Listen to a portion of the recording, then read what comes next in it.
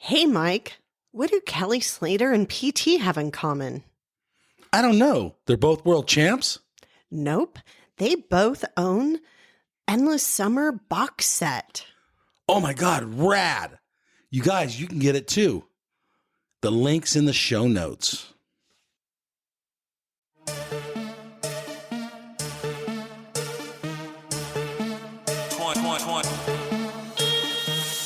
Foot out joke food. 100 racks on a surf dude. Slippery, big guns like Mark Food.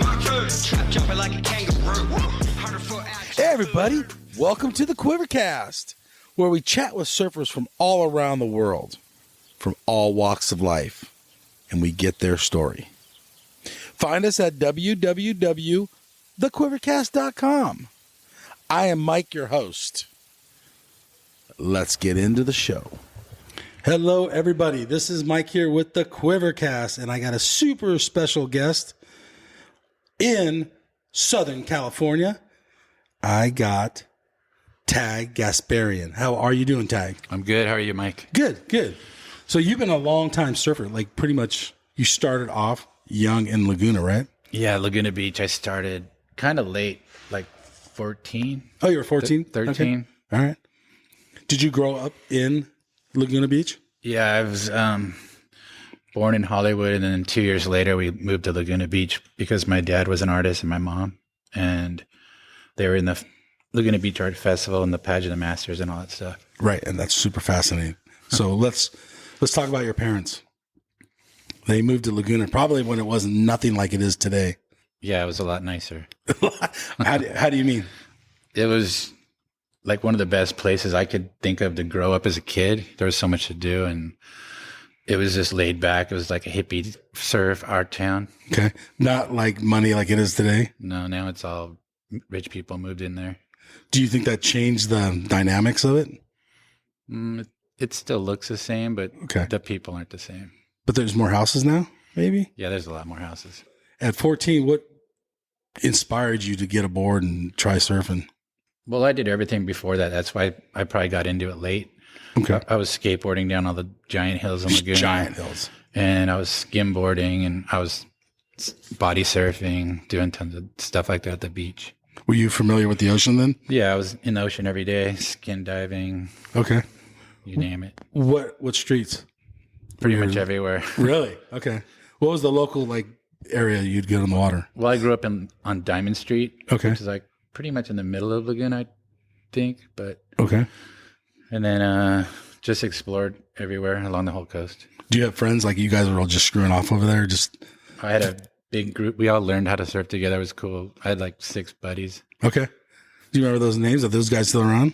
Yeah, they're still around. I'm actually going to see some of them this weekend Really? because one of them's father passed away, and he Oh, actually okay. lives in New Zealand now. Oh, wow. And his dad was a big inspiration to me too, because he lived on the beach in this sick house above 9th Street, which is 1,000 steps. But back in those days, there wasn't 1,000 steps. You could only get to that beach if someone lived there, and he did.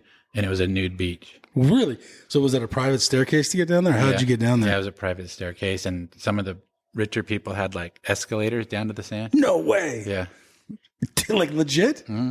Holy crap. Okay. they're still there, but now it's just tons of tourists go there. It's like the place to go on social media. Yes. Let's talk. Okay. I'm fascinated by the nude beach. As a 12, 13, 14-year-old, what are you thinking? It wasn't that big of a. I mean, we're little boys. We're stoked, but Yeah. it was different times. We weren't like little pervs or anything. It was kind of like natural, Okay. Maybe we were little pervs. Everybody was when they were little boys. Right. But okay. So was it like evened it out like 30-year-old chicks on there, or was it like really there old was, guys? No, all different ages. There was Really? young girls and old women. Okay. This is sometimes you're like, Not so many guys like at Black's Beach, but okay. That's my question. Yeah. Or Trail 6 in San Onofre. yeah, not like that. I've never been there. I don't want to go there. No, it's weird. Well, I mean, I don't know if it's like that anymore, but I heard about it. yeah, it's strange. But anyhow, all right. Blacks used to be like that too. In the old days when I used to surf Blacks every day, it was all the college girls. See, that's rad. And it was nice. And then later on, like these days, I guess it's all old guys. Yeah. Well, I think it's outlawed, but I think they still like break the law Interesting. All right, so you 1,000 steps, which is more like probably a bodyboarding wave or body surfing wave. Yeah, body surfing and skimboarding. Did you guys like when it was good? That's why Laguna's so big in skimboarding, because the waves there, it's like mostly a shore pound. Yeah. And it's really good for body surfing. And that's where skimboarding's like kind of originated. Right. The Victoria guys. Yeah, Victoria skimboards. So did you have a skimboard? Yeah, I used to make them even and paint them for guys that were really good, like the future pros that were my friends. Okay. And then they became pro, and then they all went to Victoria skimboards. Right. How was skimboarding the designs as opposed to today's designs? Because that's kind of it transitioned. Yeah, they were like when I made them, they were wood, Plywood? plywood. Yeah. And you'd warp the front, so you had a little rocker. And Really? Okay. And then I'd fiberglass and resin them and paint them and stuff like that. But nowadays they're like little surfboards. They're foam core and fiberglass, and they're a lot more advanced. Are they? Did you have fun on the skimboards? Oh yeah, it was killer. Me and all my friends grew up doing that too. Wow. Were you like surf on the wave, or were you just kind of just hitting the wave and coming down? Does that make sense? We weren't surfing like they do nowadays, and getting real barreled and stuff like that. But we were hitting the lip and stuff. Okay. So it was like kind of like surfing. Hit the lip, throw a big old fan of spray. And Yeah. Interesting. Okay. So then at what point did you guys all your friends and you decide we're going to get surfboards and try that? I don't know if we all decided at the same time. But Okay. We all got into it, and then we had this little group. We all kind of learned together. What wave's good in Laguna besides maybe Brook Street? Yeah, it's not that good of a town for, I mean, there's a lot of good surfers that come from there. Yeah. But it's mostly like a summer break on the South Swell. Okay. But is it like good for surfing? Yeah, there's a lot of good breaks. It's just different. It's like you got to learn to surf through rocks and reefs. Yes. And A lot of reefs. But there's everything. There's reef breaks. There's beach breaks. And, There is a beach break. You don't have to tell where. But I don't know where it's at. no, it's okay. I'll tell you all the breaks. I don't live there anymore. I won't get in trouble. Yeah, who cares? And then what else has changed about it, like in Laguna? When you drive through there today, when you're, 30 years, 40 years ago, how different? The surf breaks? Well, is there more surfers out there now than there was? Oh, yeah. There's more surfers everywhere now. It's like, that's kind of one of the reasons I got out of surfing after traveling all over the world and being stuck here now with starting a family and stuff. Yeah. Got kind of bored. The waves are crappy. There's soft boards buy out of Costco, and there's a million kooks in the water. And There is. So you were a legit pro surfer, but we'll get in that in a little while. At what point you're surfing all around Laguna, surfing, but are you also body surfing and doing all the other things too? yeah. So your life is revolved around the ocean? Yeah, all the time. That's what's cool about body surfing. It doesn't have to be a good big swell or nothing. Yeah. You just got the short pound. Yeah. Same with skimboarding. So then you decide that you're good enough to turn pro. How does that progression go from learning how to surf to all of a sudden you're in the magazines? Well, I always thought about being pro when I started surfing, but all my friends would laugh at me and stuff. And Really? Okay. I was looking through the Surfer and all this other mags and looked up to all the Australians because they were dominating back then. Which guys were you a fan of? Shane Horan and Sean Thompson. He's from South Africa, but Michael Thompson and Rabbit and all those big names. I didn't surf a lot of contests. I was just surfing my brains out every day. And then I did the Brook Street Surf Contest and won that a bunch of times, like 3 years in a row. Wow. That's cool. That's impressive. But I started in the boys class and worked my way up, and then got up to the men's, and then that's when I won that one. Do you remember who some of the guys you were surfing against in this contest? The local ones? I have a bad memory, but So like Jeff Booth and all those guys were kind of younger than you. yeah, probably. they're like in the boys division when I was men's. Okay. All right. And he's ripped. Could you tell that he was going to be something back then? There was a lot of good surfers that came from Laguna, like Mike Armstrong. He was a pipeline master. Wow. Okay. Brian Buckley. Oh, yeah. There's tons of guys. And these guys are like younger, older, just different generations? They were a little bit older than me, and that's who I looked up to kind of. Okay. You were surfing next to them? Yeah. And if they were here, they were going to Hawaii a lot and stuff. Okay. In Laguna, how's the wind? Does it matter? They had like a kelp bed in a lot of it. Yeah, the wind doesn't really matter there because of the kelp beds. Yeah. So It keeps it pretty calm most of the time, unless it's a really bad wind. Okay. So you could pretty much surf all the time if there's a swell. Right on. Your dad, he was an artist, and that's why it was more of a hippie town. That's why we moved there. Yeah. Yeah. He knew I guess the festival and everything. He could hopefully get in and all the stuff. And he ended up being him and all his buddies he hung out with were like the top dogs in Laguna in the art world back then in the 60s and 70s. Wow. And then he ended up being the manager of the Festival of Arts. Really? And later after that, he was a teacher at the Laguna Beach School of Art. What's your dad's name? Armin Gasparian. Tell us about the art festivals in Laguna. They're still going today. Mm-hmm. It was a cool place to grow up at night, hang out, and I knew all the artists from my dad. And also there's the Pageant of the Masters that's behind the festival. Yes. And our whole family was involved. My mom and myself, my brother and sister, we were in the pageant. And we actually got on TV once in LA. We went up for a TV show. It was the Art Linkletter show. Oh, yeah. Art. Remember a long time ago? Yeah, I do. It was about, an artistic family being a whole family involved in art. So that's what the show was on. I wish I had the tape, but I don't. Wow. I've never seen it since. Okay. But it was a cool experience. I was in the Pageant of the Masters with my siblings, and my mom had a booth in the festival also. She was like one of the first silkscreen artists. Wow. And just grew up around the art. So you were just always an artist. Yeah. Pageant of the Masters. What'd you guys do in that? If you don't know what it is, it's something pretty cool. It's like at least to see once in your life. Okay.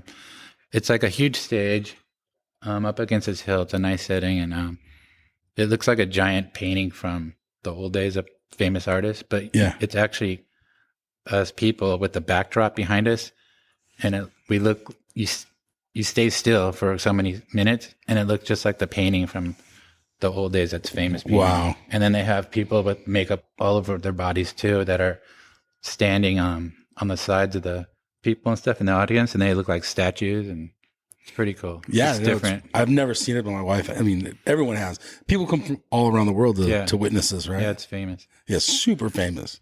Was that fun, or was that kind of a chore for you? It was fun when I was little, but then after a while, I got tired of getting makeup put all over my body. It was freezing cold and all that. Oh yeah, how cold was it? Yeah, in the winter, oh my goodness. And then you got to take a shower, and it became a hassle when you get older. When you're young, it was cool. Yeah. My brother was like the youngest person ever in the pageant. Really? And he was good for a couple months, and then he started turning around and waving to everybody, and because he was so young, he got kicked out.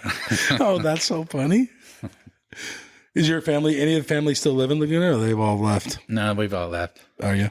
Too expensive nowadays. Oh, yeah. But if you had a house there already, how was... Yeah, I wish my dad would have kept, or my mom would have kept our last house. It was incredible. It was like, I don't know how to explain it. It was really futuristic for the time. Mm-hmm. It's still there too. And I just looked it up. It's worth like $3 million now. And oh, yeah, I bet. But it's kind of destroyed for $3 million. It's just the property. Yeah, the property's everything, probably. But growing up around this beach lifestyle, this different culture of artists, because I feel like the artist people aren't made to live in suburbia. Does that make sense? Yeah. They're a different kind of people. Mm-hmm. What did you take from that to make you who you are today? Does that make sense, the question? Yeah. You are an artist today, and we'll get into that, but it's a different environment than how I grew up. Yeah. It's just the artist people, it's kind of like there's I know they have a different mindset. yeah, they think differently. Mm-hmm. And they're more open, maybe? Yeah, probably. Probably. I know they're all different. All artists are different. Well, the artists, for most part, don't have an 8 to 5 job. Yeah. But I work 7 days a week and it sucks. Okay, we'll get into that. Okay. So now you're getting, you're thinking you want to turn pro. Your friends are laughing at you. Mm-hmm. But what pushes you mentally to keep trying to pursue this? Well, I always set goals for myself in my mind. I didn't really tell people, but I worked all the time. Like when I was a little kid, I had a paper out. Okay. And I had some friends that they're military, and they actually lived in Laguna too, and they moved to Honolulu. Mm. And they said, come out and stay whenever you want. So I saved up all my money for my paper route. And I was 15 and a half. Okay. I went to Hawaii by myself. First time on an airplane and stuff. And just stayed with them for the summer. And that like changed my whole world. Really? What did you learn? Just going there and just the ocean there and the weather. And it's so beautiful. And the first thing I did, I saved up enough money because Buttons was like one of my heroes. Yeah, of course. I went straight to IPA and bought an IPA model. Really? With the green and yellow flames and everything like his. Oh, so rad. And I surfed there all summer with my buddy, and we skateboarded. This is before it was really built up. Yeah. We skateboarded all the trenches that Larry Bertelman used to skate on the movies and stuff. So we just skated and surfed all summer. So you're just like living through your idols. Mm-hmm. Did you meet any of them? No, not really. Not back then. You didn't see any of them on like I was a Hawaii? kid. Yeah. So, but I knew, that like totally changed my view of surfing and what How so? what I kind of wanted to do. Just it was so tropical and beautiful, and the people were cool, and just the whole lifestyle. Were they welcoming to you? Yeah, Being an outsider? yeah, they were super cool. What about that also probably gave you some independence. Like you got out of the house, you're by It yourself. was my first time traveling, and Were you scared or were you excited? no, I wasn't scared. You was, like overly excited probably. I didn't know about the Mokes or anything back then. I was young, but Yeah. everybody was cool to me, and I was just a little kid. And Did you actually buy a board off Ben Ipa? Like, did he sell it to you? yeah, it was a brand new board from his shop. From his shop? Did he sell it to I you? don't think it was an IPA shop. It was another shop that carried his boards. Oh, okay. I forget the name. Yeah. How'd that board work? Oh, it was sick. It had the beveled rails and the Stinger, Swallow, and the airbrush. And I didn't even airbrush back then, but I thought it was the coolest thing ever. Now, in between surfing and being around your parents and stuff, did that give you the art bug? Did you plan on being an artist one day? No, I didn't plan on it, but I just naturally drew all the time. Mm-hmm. When you're a kid in school, you draw waves on your PG or whatever. I was always drawing perfect waves and tropical scenes and like paradise, Yeah. And then you experienced And I paradise just- at yeah. 15 And then I just kept getting better and better at it. at the art Yeah. and better at surfing. Yeah. Okay. And then did you bring that IPA back to Laguna when you came home? Yeah. And what'd your friends think? They're all pumped on it. Yeah. Like envious maybe? Yeah. Dude, that's so rad. Do you have that board today? No, I wish I had one board from the old day. I don't have any. Oh, really? That's a bummer. That IPA one, man. Wow. I just saw Brad Gerlach had a board restored, and it was one of the ones that I painted that he was going to ride or something in a single fin contest in Australia. Oh, really? So it was cool, and it was cool seeing my my artwork. He still had a board and stuff. I'm like, I wish I would have kept some of my boards. Yeah. Yeah. Of course. Yeah. I have some of mine, but yeah, I love to hold on to that stuff. You can, some of these boards are showing up at garage sales and stuff too. Mm-hmm. So you never know. Or you go on Craigslist. There's opportunity to find some of your old boards. Okay. So, you're getting better at surfing. You're getting better at your art. Yeah. And now you're out of high school. Were you good at school? No, I sucked. I was never there because where my house was is up on the hill of Laguna, and I could see Brook Street breaking. I could tell when there was a swell, and I'd be gone every time there was waves. What did your parents think about you ditching school? Or were you slick about it and didn't get caught? They didn't really know, but my grades sucked because I was never there. I'd only go for the girls, and I hate, like you're saying, artists are different. Yeah. I hated school and being told what to do. Okay. Like a lot of rebel kids, Yeah, the authority. Yeah. You didn't like that. Okay. So now you're transitioning. What's going on in your life? Now you have goals to be a pro surfer. How do you pursue that? I left high school when I was a junior, and I went straight to Kauai. Oh, you went right to Hawaii. Yeah. Okay. By myself with like a couple $100. Wow.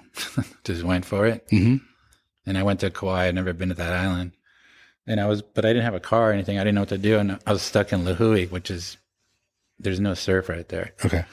And check out this crazy story. All right.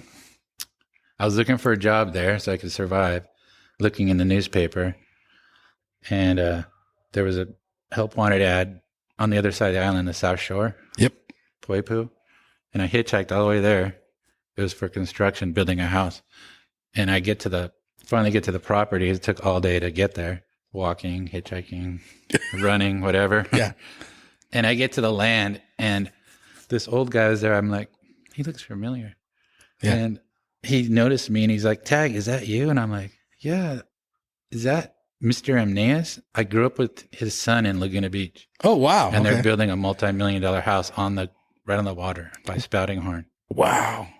And he just gave me a job right away. As I didn't have any experience, but he knew me, and he trusted me, and I was just a laborer. But so I helped, and I worked there and stayed there for 3 years. Wow. Even after the house was built, they had like a studio down below, and I got to live in there for free. And Wow, cool. They set you up. they weren't there ever after the house was built. I just took care of the landscaping and the house and stuff. Okay, that's rad. Dude, that sounds the best job ever. I got so lucky. And how were the waves? It was super fun. It's small on the on the South Shore there, but I had a car, and I'd go to the North Shore, the West Side, all over the island. Yeah. How old are you? 18 when you go to Kauai? Yeah, I was 19. How different were the islands? It was totally different from Honolulu. Mm-hmm. It's it's all skyscrapers and Yeah. city. A lot of surfers probably. Yeah, Kauai, a lot And this less was- surfers. Yeah, this is the tropics, and it was back then. It was way less people. Oh, I bet. And then, so you stay there for 3 years, and why did you decide to leave? Well, I was just there. I wanted to get better at surfing good big waves, and So that's the reason in your head you went there in the first place? yeah, Okay. go to the North Shore, West Side, surfed a lot of secret spots, had tons of different breaks, and I was surfing with good surfers from there too, local Hawaiians and other pros. Like back then, Margot Oberg Oh, yeah, surfed Margo. the spot right next to me, and Yeah. her husband Steve, and there was all kinds of other good surfers to look up to. Were you friends with Margo? I was in the water with them and stuff, but when I was young, I was like real shy, and I didn't talk to people that I didn't know. Okay. I'd always keep to myself. And that probably works good in Hawaii, though. Yeah, it was good for that, but then I realized later on that you miss a lot of opportunities by not speaking up. That's 100% true. I yeah. try to teach my sons to don't be like I was, because you can miss a lot of opportunities by not talking to people. Yeah. Yeah. How good was Margo in surfing? She ripped back then. Yeah. Right? She had a lightning bolt single fin. She was ripping. What year is this around? 79. So this is like her heyday. This is when she's making the covers and Yeah. stuff of Surfer Magazine. She still has a surf school there to this day. Yeah. Interesting. That'd be super fun. So then you hit your goal of getting to become a better surfer, right? And you feel like it's time to move on. Yeah, and then I came back to Encinitas, where my mom was living, Okay. because my parents got divorced. So let me stop you there. So they leave Laguna, which is an art town. And at that point, I'm guessing Encinitas is an art town now. Kinda. It was Leucadia. kind of. Yeah, it wasn't like Laguna, but it was artsy. Yeah. More so than maybe like Carlsbad or something like Yeah. that. Okay.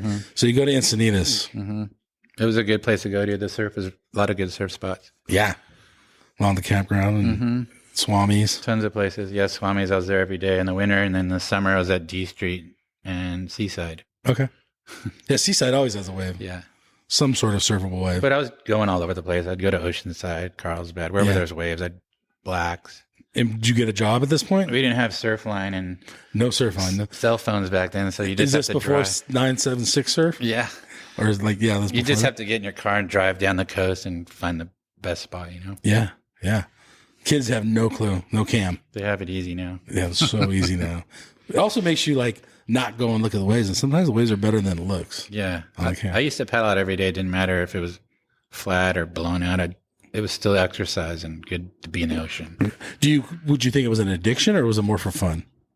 It was kind of both. Yeah. Okay. Grew up in the ocean. I felt, how you feel when you're surfing all the time. You got to be in the salt water. Yeah. 100%. It's rejuvenating. Yeah. 100%. So what do you learn in Encinitas? And are you doing art at this point? I wasn't doing that much art right then. I was just more focused on surfing. Okay. With what's your new goal at this point? To get sponsors. Okay. You're looking for sponsors. Yeah, I got sponsored by Sunset Surfboards. I was in Encinitas. Yeah. And they were really cool guys, and they were making my boards, and that was my first surfboard sponsor. And then another shop opened up right by them, and I knew one of my friends that I was living in Encinitas by, he became manager of that shop. It was Encinitas Sports Center. Okay. And they had better boards, I think, Linden's and Brewers and a couple others. Yeah. And I started writing for them. That was like one of my main sponsors for a long time. Through the sponsorship, are you meeting like other companies and stuff? Or are you trying to, are you selling yourself as a pro is what my question is, I guess. Yeah, that took a little bit longer, but I was just surfing for them at Swami and all these spots and doing photo shoots for their shop. And then I got to meet Gary Linden and Dick Brewer and because they were making the boards. Mm-hmm. And that helped me. And then I started getting more sponsors like Rip Curl and Gotcha Clothing and Pro Light, all these different companies, Stylized. Yeah, that's rad. Who are the guys you were surfing with alongside you at this point in Encinitas? Yeah, Encinitas. I'm sorry. This Hawaiian kid, Tad Shumabakuro, we used to surf together all the time. We lived right by each other, and they used to call us TNT because we were like brothers. We were inseparable. Oh, cool. So everybody knew us as TNT, and there was a bunch of others. There's so many surfers at Swami's that were good. Are you feeling confident at this point? Are you surfing contests? Like, what are you doing? Yeah, we were in like the Swami's club. Okay. And we were having like little events and doing random contests and stuff. And then I started surfing PSAAs and stuff like that. So did you ever take the ASP route or you just did the domestic tour? No, I did PSAA for a long time. And once I got all my sponsors, and then I did do parts of the ASP World Tour. Oh, did you? Okay, so let's talk about the PSAA. Is this when Joey Baran was running it? Yeah. Okay. What was the competition like and how did you do? The competition was good. A lot of those guys were all my friends. You know, I surfed all over the coast. I knew them already from Carlsbad and wherever, Oceanside and stuff. That was good competition. And then, you know, you'd surf against all the LA guys and, you know, everybody. Yeah, so you're meeting all these different people. Yeah, and we'd travel from San Diego to San Francisco, surfing all the events. I had a van again. Okay, so it was cool. like I could just camp in it, and wherever I went for a surf contest, it was perfect. Were you making money? Not really, but I made money off of photo incentives from my sponsors. I was in the mags more than doing good in contests. In the early days of the PSAA, who are the guys you're serving against? Like maybe Scott Daly or like, who are the guys? Scott Daly, Lambrisi, Ted Robinson, Mike Parsons. All those guys, yeah. Were you beating them? Sometimes, but those guys are all like NSSA guys, and they had it wired for contests. Okay. And it was like 3 to the beach at this point? Yeah. How hard was that hard for you to wrap your head around? Or were you in your free surf sessions, were you doing 3 to the beach? Yeah, I was riding them to the beach and stuff. I just didn't have a mindset of, I wish I would have known about NSSA when I was little, and I would have gone that route. But I don't know, contests weren't really my thing. I never did that great in them. So were they fun? Yeah, they're fun. I kept trying. How many years did you pursue that? For like 8-9 years. Really? That's a long time. Yeah. So you must have been having somewhat success to keep trying. I had to do it also to keep my sponsors. That's what they wanted you to do back then. Yeah. They didn't have the free surfer thing. Yeah, like around. Nowadays, if they would have had the free surfing like they do nowadays, that would have been my thing. You would have jumped on that. Yeah. Traveled the world and just got slotted. I was traveling the world anyways, but if I would have got videos and stuff, I would have killed it in those. Wow. Okay. So you think your surfing was up to par with these guys? Yeah, and free surfing, I could go out and free surf with Gurr and all those guys I grew up with and all those guys I competed with. And on a free surf, I could surf as good as them, but in a contest, I'd flop. Yeah. That totally makes sense. Yeah, it's a whole different animal. Yeah. Surfing contest. For 10 years. And then where did you surf? Are you in between the contest? Where are you going? Where are you traveling to? Where are some of the places you've been? I went to Bali. My first trip to Bali, it was like we were flying right. You fly right over Uluwatu when you go to the airport. Have you been there? No, I've never been there. And we're looking down. It's like huge. And we're like, I was scared. I was like, holy shit, my biggest board's only like 6'10". Yeah. That's why I was going there. Yeah.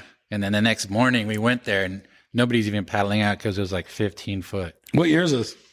80. It was right when I got my pull-out poster. That's where I got the money from to go there. That's rad. 87. 87. Okay. So you show up there and it's just macking. It was macking and just me and a couple of guys paddle out because it was so huge. Everybody was scared. You did paddle out? Yeah. Wow. On like a 6'10", I needed like a 7 or 8 foot board. Okay. And paddling up the first wave, my friend, he was a local from Leucadia. Okay. And he'd been there a couple of times. So that's why I went with him too. He was going to show me all the spots and he had it wired. Anyways, he was dropping in on the first wave and I'm paddling up the shoulder, right, looking at him drop in. He was just airdropping all the way to the bottom and right through his board at the bottom. Oh, no. He had to swim in and get it. Oh, my used God. board out of this shop out there on the cliff. And Wow. it was crazy. So how long did it take you to catch your first wave there during that day? I don't Did you remember. sit around for a while, like to figure it out? A little bit, but I got waves and stuff, but I don't remember how long it took or anything. It was a while ago. Okay. It was a gnarly experience. Would you have paddled out? Did he talk you into paddling out, or did you just say, we have to do this? He kind of talked to me because he's been there before and he's like, you can do it. And I just followed him. Okay. How was the trip overall? It was sick. It's like one of the best places. It was one of my favorite places to go, Indonesia. We went to G-Land that trip. Really? Yeah. Compared Uluwatu to G-Land, what's the difference? It's totally different. I don't know. Uluwatu's just, breaks up against this giant cliff and Yeah. big long left. It's fun. And then G-Land is like, I don't know, spread out. It's a super long wave. If it's a good swell. It hits different parts of the reef and stuff. Yeah, yeah. You're more in the jungle and stuff. How long did this whole trip last? I was there for like almost 2 months. Wow. So you mentioned that you made this photo that I'll post it on Instagram. That made you enough money to get an airplane, stay 2 months in Bali? Yeah. Really? It was a pull-out poster, but Let's talk about that poster. I was bummed because if it would have been cover, I would have got more money. I could have stayed. Dude, I could have stayed longer. It's kind of a staple. The picture of you is well known in the surfing. Yeah, a lot of people have it on their walls and stuff growing up. Yeah, yeah, yeah. It was at Black's Beach. It was actually the first photo ever taken by a pole camera, Sonny Miller. Well, really? Oh, that's a Sunny Middle picture. Sonny Miller made the pole camera experimental thing, and I didn't even go to I took photos with him all the time, but I didn't even go to that day with him. I just went surfing, and he was with some other guys, and I just happened to get the wave right in front of him, perfect distance, and hit the lip right there, and got it. And that's a rad photo. So let's talk about Sonny Miller. You said you shot with him a lot. How'd you build that relationship? Just surfing. He wanted to get photos of me and other guys that were good in Encinitas area back then. Yeah. He's hung out with Gurr and Doug Silva and me and Todd Martin and a bunch of people. Do you guys call each other hey, there's swell, let's go here or there or whatever? Most of the time we just go to the spot to surf and he'd be there. He knew too, Yeah. He was a surfer too. Did he surf good? Yeah, he's pretty good. Yeah. In the I heard. early days, and then he got more into photography. Okay. That was like his art, Was it? Yeah. And he was using film too, right? He was ahead of his time too. He was really good. Thinking What he became. He, filming for the current. Yeah, and then the movie industry and stuff with Laird and James Bond movies and all that stuff. Yeah, he made something out of his art, which kind of translates to your stories a little bit too. All right, so you're working, you're getting money, but you're not trying to. You're just living day to day, kind of sounds like. Yeah, it's more like I just loved being in the ocean and surfing. I was living the lifestyle. It was the lifestyle. Yeah, you didn't give a shit about tomorrow. No, we're gonna get a photo. I was getting in mags and making money, and that was my thing, kind of. At what point did you say I got to transition to something else? And you're doing art, I'm guessing. It maybe. Yeah, I was working too. I was working at the Linden Surfboard Factory in Oceanside, and I was painting all their boards. So I learned how to airbrush surfboards there, and for Gary and Dick Brewer, and I was doing Lopez boards too, and all kinds of different boards that would come to the factory. So I worked there for a long time. As an airbrusher? How did you learn how to airbrush? I just went for it. I went literally. I went to this one guy that I knew airbrush before me. Okay. And then listen to this. He actually did my boards back in when I was sponsored by Sunset Surfboards. Okay. His name's He did your boards, shaved them? Or what do you mean? Airbrushed them. Airbrushed them, got him. His name's Peter St. Pierre. He was super cool, but oh yeah, okay. He's well known. Yeah, He's been painting surfboards that his whole life. But I went to his shop first because he used to paint my boards, and I thought he'd be cool about it. Yeah. And I went and asked him, and he told me to fuck off. He didn't want to teach me how to paint boards, and He didn't want to teach anybody, probably. no, Okay. he was all grumpy. He was nice all the time until I asked him that, and he turned into a full grump. Yeah. So then I went to this other guy, Jeff Myers. He's well known. He's an artist too. Yeah, Paints yeah. surfboards for everybody. And he was totally opposite. He was totally cool. Took me in and showed me how to use the gun and the mix of paints. It's pretty basic, but he taught me all the ropes. But you already had the art background by just drawing on your folders. I could draw anything and do all that stuff. I was making signs for Gary, carving big chunks of 8-foot foam into designs and then airbrushing them for Gary for display for shows and for local surf shops and stuff like Surf Ride and stuff. Surfing in the day, and was Gary, like, he was pretty flexible, and that guy being a total surfer himself. Oh yeah, we'd surf every morning and Okay. then go to work. Would you have your own hours? Yeah, I had my own hours as long as I got boards done on time. Okay. With you growing up in Laguna, did that open the door for your head, I guess your head space, to become an artist? And it just organically happened, or your goals were being a pro surfer? Does that make sense what I'm saying? Mm-hmm. Did you have multiple goals at one time? Is my Not question. really. I'd kind of set them and try to reach them, and then I'd go to the next one. At what point did airbrusher become your goal?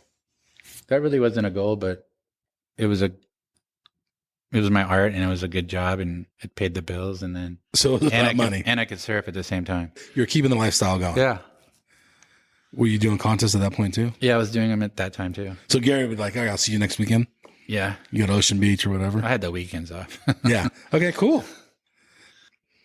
How was Gary as a boss? Oh, he's the coolest guy ever. He's still cool. He's still shaping away. Legend. Mm-hmm. Like one of the best shapers in the world. And we still. had like the best surf team back then. Who was on the team? There's so many I can't even probably remember them all, but there was like, Lambrisi, Brad Gerlach, Chewy Reyna, Yeah. True. Danny Smith from Oceanside, Oh yeah. Todd Holland, Todd Holland. Oh wow, yeah. I forgot about that guy. tons of Hawaiians, all kinds of surfers from that time. Okay, so these guys are the team riders are coming in. There's right? more. Sorry if I don't Yeah, if you mention forgot. you. There's a lot of names right there. And being team riders, are they coming to you and telling you what they want on their Yeah. their airbrush? Sometimes they just tell me colors and I'd do something clean. Or Okay.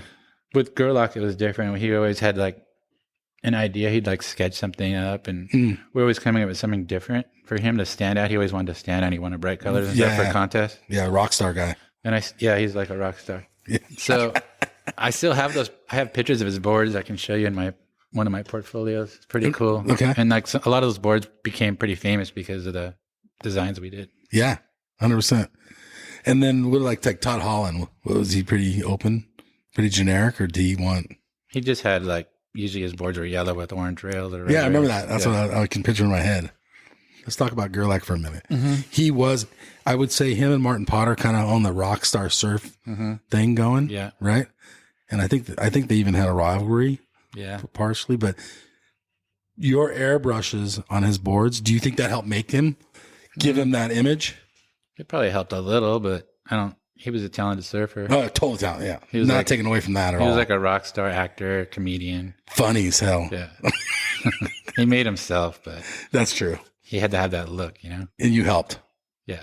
I made logos for him and everything like that too. What do you mean logos? The Ger logo? Yeah, he had GER logos that I designed and stuff. It was kind of like tribally, like a spider look, and we used to paint his boards like that too. Okay. So. How long did you do this for? For Linden, In surfboards in general in Linden, yeah. I airbrushed surfboards for like 27 years, but from Linden's, I went to this other glass shop in Oceanside, and I was working for Channel Islands and Mike Barron and all these other surfboard MB. shapers. Yeah. Yeah. Are you building a clientele for yourself? Like, what are your plans at this point? Was it just to pay the rent? Yeah, or it did was- you have a future plan? Like, I want to start my own business. No, I wasn't thinking like that. I was just doing it to pay the bills, Okay. doing my art Now, in the surf industry. in the surf industry, did you ever burn out on the surf industry? Yeah, at the end I did because I just got burnt out on surfing in California when I couldn't do the tour or travel anymore. I got married and started having a family, and I was stuck in Oceanside, and the waves are always crappy in California and cold after experiencing the whole world. You know, you're like, Yeah. man, it sucks here. You reach the goal of pro surfer. You decide, I'm going to hang the jersey up. Mm-hmm. Was that a hard decision? Yeah, but it wasn't that bad. Okay. I was in love with my wife, and we started having kids, and that changes your life, you know? Did you have kids while you're still doing in the surf industry, or did you walk well, away? yeah, they were little when I finally stopped. Where were you living at this point? Carlsbad. Okay. And you move on. You're burned out not burned out necessarily, but you're kind of over. Are you over surfing itself, do you think? I always loved surfing. It was just dealing with longboarders and So this is the 90s now, you're talking. crowds, yeah. Where the whole transition of the shortboard to the guys that haven't surfed in 20 years bought a new board again, decided they want to start surfing.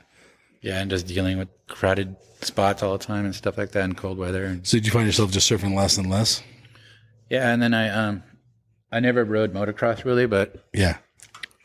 I always wanted to, and I got a dirt bike and I started riding to get that adrenaline rush, you know, surfing good big waves and Yeah. getting barreled and like I used to. So I got into motocross, and I started at like 30, which is old for motocross, but I got totally into it. I thought, hey, why don't I try painting helmets for motocross riders, you know, pros and stuff. So I went to this place and started working for this guy. He had a shop. That's all he did was paint helmets. Mm-hmm. I was like one of his top painters, and I just I was painting helmets for a lot of his customers were older pros and stuff that were doing motocross schools now because they're older after their careers.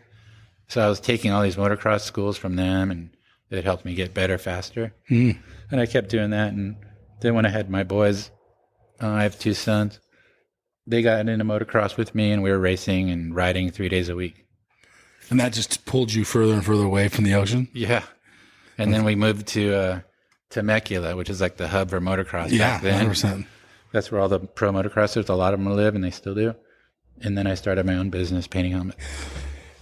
At any point, are you fiending to surf at all? When you're living in Temecula, you're making that drive, the half an hour drive or 40 minutes? No, I wasn't driving You weren't. to surf anymore. I was just going to the Laguna once in a while to go body surfing to get in the ocean and stuff. Okay. But So I was mostly landlocked, just getting into my art and riding motocross. did that fill that gap of the ocean? That adrenaline? I mean, you talked about it, you wanted the adrenaline. But once in a while, you have to feel like, I just need to get wet. Especially in Temecula, it's hot. Yeah. It gets warm in the summer. Yeah, it's hot in the summer. But, so that's it. Surfing's done Yeah, at that point? pretty much. Wow. Okay. If I had the money to travel and stuff, I would have kept doing it, but Okay. I was just trying to survive. At this point, you're raising a family. We bought a nice house out in Temecula, and a perfect place for the kids to grow up where they could walk to all their schools. Yeah. Elementary, junior, and Yeah. high school were all walkable too. Cool. And it was all green belts and nice area for them. Perfect suburban Yeah. life. A life that you never lived. Ever. How was that? Was that adjusting? Was that an adjustment? Yeah, but it was nice. You liked it? Yeah. And it was good for them, and my wife was happy, so it was good. Your wife was that. So that's cool. That was You're like her keeping your dream wife- house. that's I got her very a dream important. house. What's your wife's name? Gabriella. Gabriella. So you made Gabriella happy. Was she raised in the same lifestyle as you? She grew up in Escondido, and then I met her in Carlsbad. She was Okay, my cool. bank teller. Oh, rad. Super rad. Now at this point, is there anything else about surf that you want to talk about? You filled your goals. That's rad. Yeah, not really. I just did the pro thing and traveled all over the world and And modeled. got to see the world and surf contests with the best surfers, my idols and stuff. It was fun. Made friends with them? Had good sponsors, and yeah, had lots of good friends. Wow. Okay, cool. Guys you still talk to today? Yeah, some of them. Okay, cool. Now you're one of the biggest. How do you label your business? As Tagger? Is it Tagger Designs, right? Tiger Designs. So you're huge in motocross and what else? Mostly moto and race car helmets. We do every kind of helmet, but we're more labeled as motocross. But I'm getting more and more race car drivers' helmets. Really? We do everything, though. We do skydiving helmets, ski helmets. We've done Olympic helmets. Actually, I signed a contract with Bell Helmets. Yes. They're like probably one of the best manufacturers in the world. I did exclusive agreement with them. I'm one of their top designers. Wow. Okay, cool. So I design helmets for them, and I'll paint a one-off helmet, and they'll scan it on a computer or redraw it by hand or however they do it. And they send it to Asia, and they reproduce it. They make thousands. Yeah, the replicas. They make thousands of helmets, and they sell them worldwide in all the retail stores. And that's all your design. That's so. How does that feel? And I got my name big on there, so it makes me feel proud. Yeah, totally. Right. That's amazing. And the name has grown. I've been doing that for 18 years now. Wow. I've had this little paint shop. My name's worldwide now on social media because social media is huge. Yeah. That's how I get a lot of my business. I get customers all over the world. Okay. We have our writers in video games, all kinds of stuff we've done. With your helmets on? Yeah. That's awesome. Did you ever think as a 15-year-old surfer that this is what your life would be later on? No, not at all. Not at all. Did you have plans as a 15-year-old? What did you think you were going to be? No, I didn't have plans. No? I just wanted to surf and That's travel it. the world and You live fulfilled the those. dream, you know? You lived the dream. Okay, so back to the helmets and working under Bell, or is that the right term? Yeah. Okay. And meeting all of a sudden the motor guys. How was that? How was that transition? Are the guys in moto similar to like surfers? Yeah, they're all different, just like surfers. Yeah. They all have their own different personalities. Some have egos, some don't. Okay. Some are super cool, some are snobby. Okay. Like, yeah, I guess all humans are like that, I guess, right? Yeah. So who are some of the guys that you've done helmets for? Pretty much everybody in the world you could name. Like Really? The biggest names. James Stewart, Yeah. Ricky Carmichael, Kevin Windham, Chad Reed, Justin Barsha, Ryan Villapoto, all those kind of guys. Pretty much anyone you name, I probably painted him a helmet. In the beginning, were they coming to you? Did they hear about you? Or how'd they find out about you? In the This is beginning? how I started is when I first started my business, I did free helmets for like a whole year for all the local pros in the Okay. Temecula area. So you're approaching them. Mm-hmm. Okay. And I was pinning on the helmets that were privateers. They were going into, that means they're going to Supercross for the first time, you know, like Okay. a rookie. Yeah. And then they were getting photos in the mags and people would see them at Supercross and stuff. And that got my name out there the first year. I mean, I was losing money, but Yeah. in the long run, it helped me because the next year after that, I had Fox and all these big companies calling me. They wanted me to paint, you know, Carmichael and Stewart's helmets for the Motocross the Nations, and all these big names started coming to me. And now you have this business that is blooming. Yeah, it was like free advertising, but I was, you know, sacrificing the first year, but then it made it worthwhile. How did you pay the bills for that year? Did you save up in order to do this? I was painting for other people, but it wasn't Okay. like, you know, the pro thing wasn't there. It was just starting. Kind of the local guy down the street. Yeah. Helmet. Looking back at your life today, do you miss surfing today? Yeah, I always think about it. I follow the WSL and Some of your old friends watch too, all those probably. guys. Yeah, and my old friends. And then I talk to some of the pros nowadays just on social media and try to give them, you know, good encouragement and stuff. You guys, you're killing it or whatever, you know, Yeah. you deserve it. And Some of these guys are coming back, and then their names are never going to go away in surfing history. And the magazines for you guys in the mags, yeah. it's there. With no magazines, you have social media, easy come, easy go kind of Yeah. thing. Unless you're like John or somebody. Yeah. Are you watching WSL today? Yeah. Pro surfing? Yeah. Are you? I watch all of them. What do you think about it? I know there's lots of mixed feelings about it, but I Yeah. think it's better What's your than feelings? I think it's better than it's ever been. Really? Yeah. The video coverage is better. Everything's better, and the format, I know it's changed and a lot of people don't like it, but I think it's good for the sport. It's cool seeing the same guys all the time over and over, but this gives more rookies a chance if they make it, you know, to On the Challenger, you mean? Yeah, Like if they yours? make it to the qualifiers to Yeah. the tour, and then I think the whole thing's better. Versus when you were a pro and struggling, living in the, not getting hotel rooms and sleeping in the contest area, right? Mm-hmm. You think the guys have the top names have it way better because Well, the money nowadays is money. totally different. Yeah. Back then we were struggling. Now it's like a lot easier. Well, I think the QS guys still, the low guys are still struggling, probably. Yeah. I'm guessing. The sponsors have more money too nowadays, though, too. Yeah. Are you envious that it wasn't like that back then? Or you helped grow the sport, you guys, that era? Yeah. I was envious, but I'm stoked for the whole sport. I think it's better overall. Versus motocross sports. Mm-hmm. Are they similar at all? Yeah, pretty much. Are they? Okay. Just the formats are different, but the money wise, everything grows with time. Yeah. Anything else about that? I know it's more cutthroat nowadays. I mean, at the end of the year to become world champion, top 5 guys anyone can do it. Okay. So it's pretty gnarly. In both sports, in moto and in surfing. Mm-hmm. Looking back at when you started at 14, right? Mm-hmm. Parents are pushing their kids at a younger and younger age. Yeah. You've seen it. Kids have it way easier now because they start when they're like 2 years old and they're ripping at 4. Right. But like Shane Dorian's kid, he's killing it. Oh, yeah.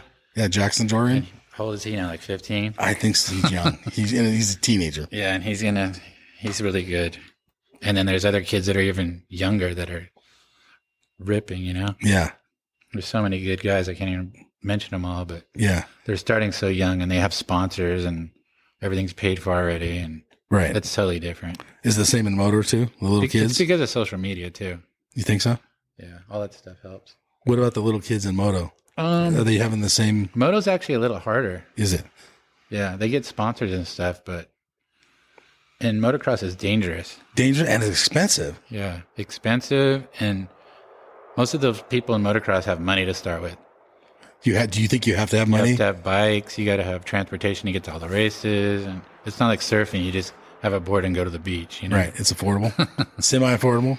And you get broken bones all the time, surgeries. And like me and my boys used to race and ride all the time, but my sons were getting really good and fast. And that's when it gets more dangerous. Yeah, of course. And I started my business and I made them quit it. And I quit too because I saw it through my riders working here, paying helmets for my own riders were getting paralyzed and dying and stuff from motocross. So I made us all quit.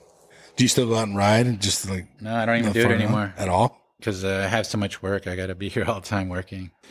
You working? You said 7 days a week. Is that a fact? Yeah, really. Sometimes I'll get one day off or special occasion. Like the last one was last November. It was my wife's birthday. We went up to Northern California for 4 days. That's like a big vacation. So being an independent business owner. It's just because I'm small business. I don't have a ton of employees that could run the place while I'm gone and stuff. Do you enjoy being your own boss? There's good and bad. Is there? Not like the days of Linden, or guys walking in and telling me what they want. So that was like fun times, Was just it? learning, and I could do whatever I wanted as long as I got the boards done on time and stuff. But some of your helmets are like, you just showed me some of your helmets. You showed me when we got here, and they're just phenomenal. Complete art. I try to do my best, so it helps the name keep growing, Where do you get the concepts? Where's your creativity come from, I guess? That's the hardest part. A lot of painters that do what I do, they're kind of stagnant. They do the same design over and over. Okay. Their whole career. And I'm looking around and that's not the case here. And I try to do a little bit of everything and always come up with new stuff because I know everybody has a different mindset and they like different things. Everybody's different, Yeah. So it's good to be able to offer everything when someone comes to you. So are some of the big names still walking in these doors? Yeah. And talking to you and telling you what they want? Yeah, every day. Kind of like how Gerlach would do with you? I had this guy right here at the Rockstar helmet, but Yeah. he's one of the top pros, Dean Wilson. Okay. We do his, and he was just in here picking up a couple of helmets, and I got to do this one also for the Supercross season right now. It helps that they all live at like 20 miles radius of this place. Yeah, a lot of them do, and a lot of them live in Florida, but we ship worldwide too. Okay. I just had a customer come in here yesterday from Switzerland. They come from all over the world. Really? Is this like a top rider, or is this guy some guy? No, that was just a customer. I did a helmet for him and his friends like 5 years ago. Okay. So I Just a repeat customer. That's rad. What's more fulfilling for you? Dealing with guys that maybe have an ego that are world renowned riders, or the guy from Switzerland that no one knows who he is? it doesn't really matter. Doesn't matter. Yeah, everybody's, as long as they're not too bad of an ego. I don't like egos. I was never like that. Yeah. I mean, people thought I was when I was a young surfer because I was just shy. Because you're quiet. And I wasn't talking. Yeah. I would just talk to the people I knew. They Yeah. thought I had an ego or something, but I wasn't. It was just I just wasn't open to people. Which had to be hard. It had to backfire when you get the loud guy. Like I'm just comparing you to Gerlach because you're friends. He's so outspoken and outgoing. Yeah. And you seem totally opposite. But I knew him, so You guys were friends. Yeah, we'd laugh and talk, and he'd crack jokes. I'm just thinking from the pro perspective, complete opposites. Yeah. Yeah, we were. Personality wise. Yeah. That's rad. Right on. One of the most things that stokes me out is doing the designs for Bell. Someone I don't even know from other part of the world will DM me on Instagram and send me pictures of their new helmet, and they're all pumped, and that makes me really proud to it's like getting a custom helmet for a lot of people because they're really detailed designs, and I know they're making thousands of them, but still, it's not a full custom, but people are pumped and they're sending me photos from wherever they live, and they're all excited about it, and that makes me feel good about all the hours I work and stuff like that. You have to have some motivation to keep showing up, right? Yeah. It would get hard. Yeah. Do you enjoy coming into work? Yeah. The motivation just comes from everything, I just take in stuff, whatever I see, in all different aspects of life. If you're having a bad day, do you just walk away for the day and be like, okay, I'm taking the day off? Yeah, sometimes I do. Yeah. Like sometimes you have sometimes you have mistakes or something goes wrong or, What about supplies during COVID and all that? Has that been an issue for you? Yeah, COVID sucked. Did it? Yeah. There wasn't a lot of orders coming in. A lot of people were getting sick. And plus they couldn't probably go on the track to a ride, right? Yeah, and the production of like the helmets and stuff all stopped in China and all that stuff. Oh, yeah. See, that's what I mean. Shipping. Well, there's so many different Was that a things. hard time for you? It was. I mean, I had work, but Okay. it was difficult for everybody, right? Right. But I had one more question is to be self-employed and motivating, at what point where do you see this business going? Do you have goals for that? Yeah, Or I have you reached all your goals? I have a major goal for that, but I need some really good business people because I'm restructuring. I'm an artist. I'm not really a business person, but I've learned as I went along. Yeah. And so that's all new to me. Yeah. And I'm trying to restructure the business. And my goal is to, the name's already big worldwide and the brand and everybody knows Tacker Designs and Right. are the motocross industries. I just need some business guys and investor because some of my competition, they're ahead of me. They've been doing it longer before me, but they're selling their businesses for millions of dollars. And that's kind of like what I'm looking forward to, hopefully. Yeah. You worked hard Yeah. your whole life. So, I mean, and your work is top notch. Maybe I 100%. can retire. I won't be in the shop still. And that is your goal? Hopefully. Maybe come in and just oversee it or something? I don't know what'll happen. Yeah, that's what a lot of those guys that are selling. Yeah. They're making bank and then they're still getting paid salary and they're just in there to supervise and make sure everything's going the way it should be, Yeah. Because if, a lot of companies, when they get bought out by big corporations, they go down because they don't have the original people in there directing. And they ruin businesses. So you got to keep the person with the vision, like me, to keep it going if I was here, and I would be here. I was going to wrap this interview up, but what you just said is look at the Volcums, look at the Quicksilvers, look at the They're Billabongs. still there. They're there, but they're getting bought out by big companies, and they're losing their surf core. Yep. That's what I see in a lot of companies when they turn corporate. Yeah. That's what I mean by they got to keep the... You here to make sure you stay core, whatever that is in motocross. Yeah, they got to keep the visionaries there, right? Yeah, I think it's a must. Yeah. I think if that goes away, then they lose the business. If they just keep them in there and pay them a salary to make it keep growing, it's worth it. I would say 100%. 100%. Like, look at Fox. Fox Racing? Yes. They're huge. Huge. Giant. They were going under because all the brothers, I don't know the whole story, but broke up. There's a bunch of Fox brothers. They just got bought out for like 400 and something million. Wow. But it is a huge name. Yeah. It is a huge It's been around forever in the motocross industry. Right. Actually, I had one question about that. Remember Fox back in like the 80s in Australia? Is that the same? Do you remember like I think like Jason Buttonshaw or Nicky Wood wrote for Fox? Really? Yeah. Look at the old, I do old Blazing remember it, boards. but I don't know if it was motocross. I don't. Yeah, that's Maybe my it was just question. their apparel. Yeah, it might have been apparel, or it might have been just an Australian company. I wasn't really even into motocross in the 80s. I was just surf. Yeah, no, 100%. I was just wondering if they But were I do the same. remember they had those logos on their boards. And Yeah, stuff. I didn't know if it's the same company or not. Probably is. You think so? They've been around forever. Okay, interesting. If someone wants to, let's say, bring a surfboard in to have you spray it, are you still open to that? I don't really do boards anymore. No. They don't pay anything. That's the other People thing. are like, that's why I got out of doing surfboards too, because when I quit, it was like, people don't want to pay even $50 to get their boards painted. That is an issue. And then I go to do helmets now. I get paid $500 to thousands of dollars for one helmet. Wow. See all these helmets here? Yeah. Those are all like $500 to, Good. 20, 25. Good for grand. you. Yeah. What about recruiting any air sprayers out there? Would you be interested in that?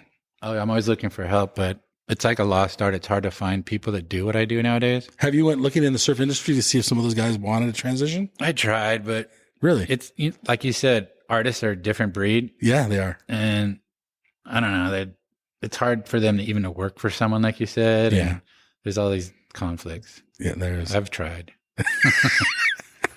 They think they're better than you, and they actually suck at doing helmets. Really? It's totally different than surfboards. Yeah. It was something you'd probably have to teach them, I'm Yeah, sure. it would take years. Yeah. Then they think they're hot shit, and they go try to start their own thing.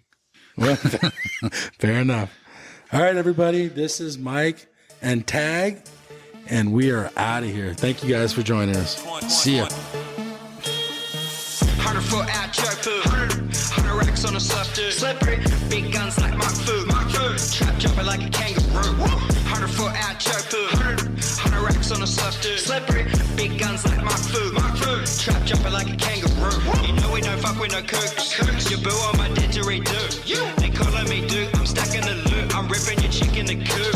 She grabbing a hold of my leggy. Play jelly that gives you my wetty. The fridge of Giuseppe, the chain is so heavy. She think that I'm charging the Eddie. 100 foot out choke food. 100 racks on a surf dude. Slippery, big guns like Mark Food. Trap jumping like a kangaroo. 100 foot out choke food. 100 racks on a surf dude. Slippery, big guns like Mark Food. Trap jumping like a kangaroo. Surf trap, I'm stacking that money. Cash. More shorts, a red Ferrari. They start to calling me Dundee. Diamonds are surfing McFlurry. She want me to teach her to surf. Splash. I'm pulling up, ripping the verse. I'm leaving these kooks in the hearse. They get moved 100 foot on their head, they get work. 100 foot out choke food. 100 racks on a surf dude. Slippery, big guns like Mark Food. Trap jumping like a kangaroo. 100 foot out choke food. 100 racks on a surf dude. Slippery, big guns like Mark Food. Trap jumping like a kangaroo. You know we don't fuck with no kooks. You know we don't fuck with no kooks. You calling me dude, I'm stacking the loot. I'm ripping your chick in the coop. You know we don't fuck with no kooks. You know we don't fuck with no kooks. They calling me dude, I'm stacking the loot. I'm ripping your chick in the coop.